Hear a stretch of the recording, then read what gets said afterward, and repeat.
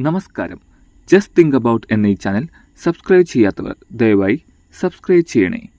കൂടുതൽ രസകരമായ കാര്യങ്ങൾ നിങ്ങളുടെ വിരൽത്തുമ്പിൽ. നിങ്ങൾക്കറിയുമോ, ഉരുളക്കിഴങ്ങായിരുന്നു ബഹിരാകാശത്ത് ആദ്യമായി കൃഷി ചെയ്ത പച്ചക്കറി. 1995 ഭാവിയിലെ ബഹിരാകാശ ദൗത്യങ്ങളിൽ സസ്യങ്ങൾ എങ്ങനെ വളരുമെന്ന് കാണാൻ നാസയിലെ ബഹിരാകാശ യാത്രികർ ബഹിരാകാശത്ത് ഉരുളക്കിഴങ്ങ് വളർത്തി.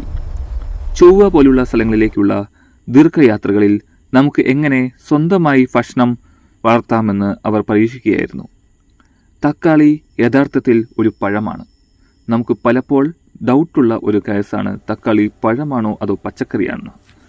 പാചകത്തിൽ നമ്മൾ സാധാരണയായി അവയെ പച്ചക്കറികൾ പോലെയാണ് പരിഗണിക്കുന്നതെങ്കിലും തക്കാളി ചെടിയുടെ പൂവിൽ നിന്നാണ് ഇത് വളരുന്നത്.